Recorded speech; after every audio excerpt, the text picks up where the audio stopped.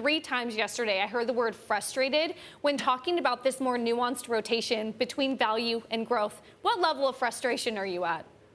Well, it has been fits and starts. I mean, I think that a picture says 1,000 words, in the picture, the chart that you just showed with the fits and starts of the growth and value debate. It's been very frustrating for a lot of fundamental investors who look at valuation in particular and say some of the valuations in the growth sector are perhaps a bit extended, particularly in light of some of the low valuations in the value sector.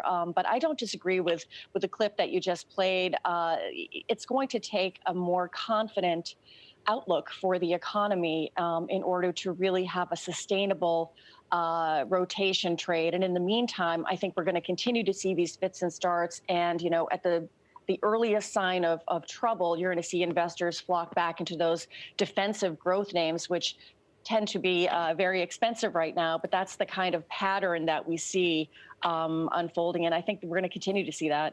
Katie, you've mentioned valuations twice, and I'm really curious how much of this is, yes, valuations look overvalued, and yet there's a momentum trade going on. Let's take Apple, for example. Once it hits a $2 trillion market cap, it's almost unstoppable. How much of this market is pure momentum and ignoring a lot of the underlying fundamentals?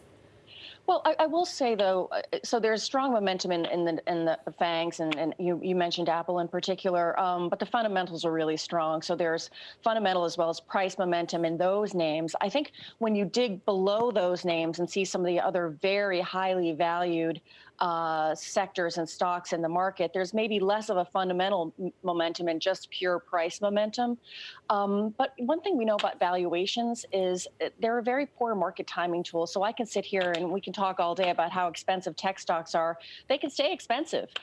Tech stocks have been resilient. Tech stocks have showed up in terms of revenue and earnings. And we have a Federal Reserve that's all in, keeping rates low, probably across the curve for as far as the eye can see. So that's supportive of higher valuations. So, yeah, valuations are important, but as a short-term indicator, maybe not so important.